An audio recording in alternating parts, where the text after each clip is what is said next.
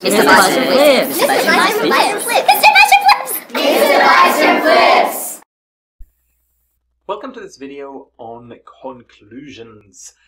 This is a sister video to the one that I made recently on introductions. So if you haven't watched that one, it might make sense to watch that video first so that you can see the correlation between the two, because I'm going to use the same graphic description that I used in the previous one, which again I must thank my great colleague Ms. Morgan for putting together. I like that visual and I'm going to use that again in this video. So the purpose of a conclusion obviously is to wrap up your essay and to leave your reader with a good taste in their mouth about your essay, right? To kind of walk away going, oh yeah, that was really interesting, really thoughtful, and I have to think about that a bit more. That's how you want to leave your reader. So if you remember the introduction video, I talked about how we go from broad to more specific to really specific with your own thesis. With your conclusion, you're going to go the other way around, right? You're going to start with the highly specific, start with your thesis, and you're going to restate your thesis just using different words. So you're repeating the same idea, but in different language. The specific aspect that you have explored, excuse me, and then you're going to widen that into how you came to this conclusion. What were you basing that on? So essentially what you're doing is you're summarizing your main points, the main conclusion that you've come to in each of your body paragraphs. And then lastly, you're going to broaden that further into a whole world connection. Why should the reader care about what you've been saying? We often call this the so what part of the essay, or the real world connection, or the call to action. You're doing something here to make the reader see, oh yeah, that's why I was reading that. Now I get it, why that essay was really important. One thing that you do not want to do in your conclusion is to add any new evidence, any new ideas that you haven't brought in previously. Right? Evidence and support of your ideas sits in the body part of your essay, right? When it comes to conclusion, as well as the introduction, we don't introduce any new quotes, any new evidence that we haven't used before. So I think that the hardest thing in conclusion writing, and I think the one I get the most questions asked, actually conclusions are quite straightforward to write, to be honest. They should be pretty kind of automatically written for you, almost, if you've done a good job in engaging in your content.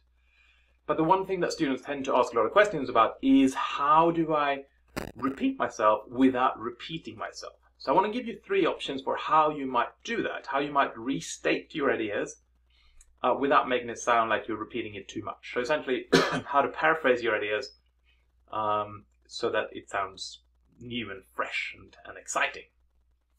So let's work with this thesis. Pretend I've written the essay and I've been using the thesis of juvenile criminals should never be considered adults by the justice system because of the incomplete development of their brains. Okay, not a super exciting statement, but it's a thesis we can work with, right? So option 1, when it comes to repeating that without repeating yourself, is to use synonyms, right? To go over and kind of just swap out some of the language. Now, I want to start by making a warning here about using thesaurus, overusing thesauruses, in that yes, absolutely go and use them, but make sure that when you use new synonyms and new language, make sure that it is language that you're familiar with, so that you're not throwing in words that actually don't work in this particular context. But if you can see our example thesis here, I've replaced the phrase juvenile criminals with young people who commit crimes. I've replaced the word adults with mature. I've replaced justice system with courts. Development has become growth, and brains has become mental capacity, right? So I'm not actually changing any of the meaning of the sentence. I haven't even changed the grammar or the syntax. All I've done is I've changed some of the language, some of the words, right? Used synonyms to make it sound different. So that's one way to freshen up your restated thesis. Option 2 is maybe the simplest one. I call it swapsies. It's a highly technical term. But essentially what that is if you think of your thesis claim, it has 2 parts to it, right? You have the main claim, which I've underlined in this example, and then you have the extension phrase or the rationale, which is kind of your way of qualifying your claim and explaining why your claim is true, right? That's the part that's not underlined in this example. So what you can do in an easy swapsy is just to swap those 2 around, so that we then end up with a sentence like this. which you can't see here. There we go. Because of the incomplete development of their brains, juvenile criminals should never be considered adults by the justice system. Same words, to the same exact two clauses, I've just swapped them around, right? Now I think the swapsies technique works even better if you combine it with option 1, so you also then go in and use some synonyms to replace some of the words, right? Because then you have a different syntax as well as different words, different language. Option 3 obviously is more desirable and more sophisticated, and that is to rewrite your sentence in new language completely, still keeping the same ideas, right? This is not a great example, I've realized when I read this sentence, but it's an example of having done that at least. The immaturity of the juvenile mind, which as a consequence of their underdeveloped brains, is the foremost reason why the adults of the justice system would never consider criminals younger than 18 adult in the eyes of the law. It's a really bad sentence in terms of, yeah, don't write like that, but that's an example of a sentence, a claim being rewritten in new language. Okay, so that's the first part of your introduction. Just rewriting your main thesis in your own language. Part 2 is then restating the main points of your essay. Essentially what you're doing is you're doing the same thing that you just did in that first sentence for each of the conclusions of each of your body paragraphs. So that might be paraphrasing your topic sentence, or it might be paraphrasing your tie-back sentence. But essentially, what did you prove in each of your body paragraphs? So don't retell the full contents of your paragraphs, just summarize the main point that you made in each one of them. And so each body paragraph essentially gets one sentence here, or 1 or 2 sentences, to summarize it. Oh, sorry. Again, forgot to click. I get so excited, I forget to click my buttons. Part 3 is the so what component of your essays, right? So you conclude the essay by broadening into the real world, giving us a real world connection or a so what statement to the read. So you're giving the reader something to think about as they stop reading your essay and put it down, right? So you want them to kind of leave them with something memorable and something that's going to give them a good taste in the mouth, as we mentioned. So one example to do that, you could have a call to action.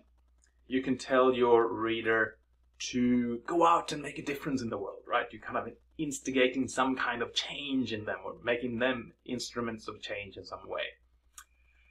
Or you might have personal reflection. Now dear reader, ask yourself this, right? And have them think about what, having read through your ideas, what should they do, what should they think as they kind of search their own souls after you're reading your essay. Or you might want to connect it, like we did in the introduction, to someone else and use a quote from someone and say, as Mark Twain once said, blah, blah, blah. Probably not Mark Twain, but he's a popular person to be quoted. But that's another option to kind of reach out or kind of conclude your essay by having using someone else's words to kind of bring your ideas to a close. Now, if you look at that second example, I want to use that to kind of remind you that it is okay to drop the register slightly in your conclusions.